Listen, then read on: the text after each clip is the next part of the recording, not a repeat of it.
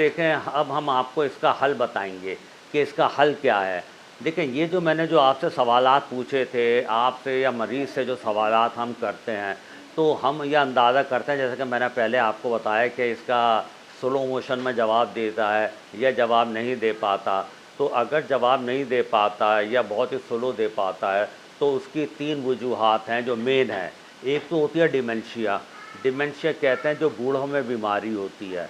डॉक्टरी लिहाज से आप समझ लें कि उनमें एसिटाइल कोलिन का लेवल कम हो जाता है। तो ये बूढ़ों की बीमारी होती है और ये वक्त के साथ साथ बढ़ती जाती है। और देखें, इसका डॉक्टरी लिहाज से कोई खातिर ख्वाह ट्रीटमेंट ज़्यादा ईजाद नहीं हुआ है। दवाइयों का रोल है लेकिन कमज़ोर सा रोल है। आप मरीज़ के अटेंडेंट को ये मशवरा देंगे कि देखें, इन्हें कमरे से बाहर निकालें, बाहर लेके जाएं। जैसे है ना, खोल आँख, ज़मीं देख, फलक देख, फ़िज़ा देख, मशरिक़ से उभरते हुए सूरज को ज़रा देख। जब वो बाहर की दुनिया में जाएगा तो इसका ज़हन भी इसी तरीके से वुसअत पाएगा जिस तरीके से बाहर जो वो देखता है। इसी तरीके से आप उसको एक कमरे में बंद ना रखें, ऐसा ना हो कि उसकी पूरी दुनिया में वो कमरा रह जाए। आप उसको बाहर निकालें, इतवार वगैरह के दिन उसको गाड़ी में बैठाएँ, इधर-उधर सैर-सपाटे के लिए उसको लेकर के जाएँ, एक बात। दूसरी बात ये है कि उसको अलग-थलग कमरे में ना रखें। देखें, वो और मासूम बच्चा बराबर हो जाते हैं, तो अगर आपने उसको अलग रखा तो वो घबराएँगे। आप उनको ऐसी जगह पे रखें जहाँ लोगों की आमद और जामद हो। अब आप एक बात देखें, ये है कि ये तो हो गया मेमोरी का, और इनकी जितनी खिदमत करेंगे, कुरान ने भी यही कहा है कि इनकी जब बूढ़े हो जाएँ तो उनकी खिदमत करें। तो देखें, और दूसरी बात इसकी ये होती है कि एक आदमी है, पता चलता है कि वो कहीं और है लेकिन ज़हन कहीं और है। जैसे उसको टोकते हैं ना, पलट तेरा ध्यान किधर। अब देखें, वो होता है मिसाल के तौर पे, वो डॉक्टर के कमरे के बाहर इंतज़ार कर रहा है लेकिन सोच आगे पीछे कर रहा है कि कल मुझे ये काम करना है, आज मैंने ये काम किया, वो काम किया। भाई देखें, जहाँ जिस्म हो वहीं उसका माइंड होना चाहिए। तो जब जिस्म और माइंड में हम आंगे रहेगी तो उसकी मेमोरी भी तेज़ होगी, तेज़ से तेज़ तर होगी। और इसके लिए आपको मुस्तकिल मश्क की ज़रूरत होती है, क्योंकि जहाँ आप बैठते हैं तो वहाँ पे ज़हन कोशिश करता है इधर-उधर भटकने की।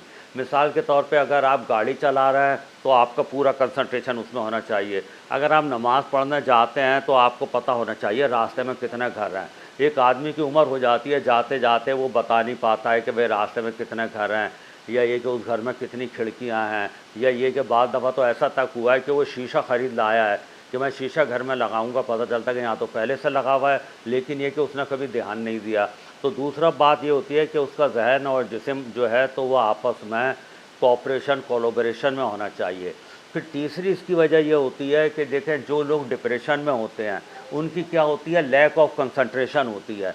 लैक ऑफ कंसंट्रेशन का मकसद क्या होता है कि उनकी मेमोरी जो है ना, तो वो क्या हो जाती है, डिस्टर्ब हो जाती है, उनकी मेमोरी शार्प नहीं होती है।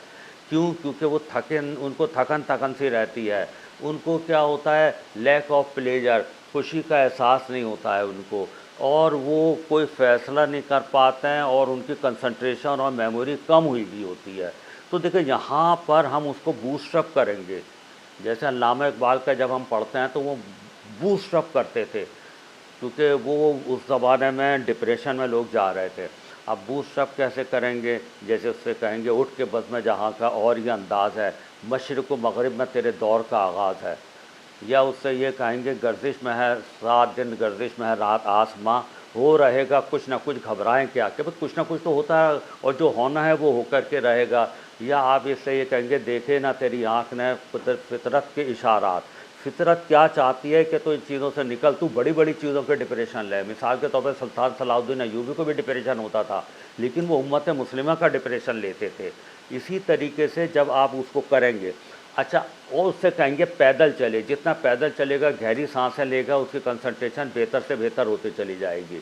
फिर ये कि अगर वो इन बातों के बावजूद भी अपने आप से नहीं करता, क्योंकि ये मेमोरी में बाज़ दफ़ा एक केमिकल का लेवल कम हो जाता है जिसको हम कहते हैं सेरोटोनिन, तो फिर समझें कि इसको दवाई की ज़रूरत है। उसको फिर दवाई स्टार्ट कराएं और ये रीअश्योर कर दें कि देखो भाई, ये जो दवाई है ये आपको तकरीबन 6 से 9 महीने तक, 9 से महीने से 1 साल तक लेनी है, ठीक है ना। इसका कोई नींद का इफ़ेक्ट नहीं है, ना इसका कोई ऐसा साइड इफ़ेक्ट है, ना इसको हटाने में वो होती है। अब इसमें जो ड्रग आते हैं उनमें जो मशहूर मशहूर ड्रग है, एक एसाइक्लोप्राम है और ये कि एक फ्लोक्सिटिन है। इसी किस्म के और भी ड्रग आते हैं जो कि हम उसको देंगे और देने के बाद उसको रीअश्योर कराएंगे कि आपको चलना फिरना भी है, भागना दौड़ना चलना फिरना ये सब, और साथ में ये ड्रग्स भी लेना है। अच्छा, अस्सलाम वालेकुम।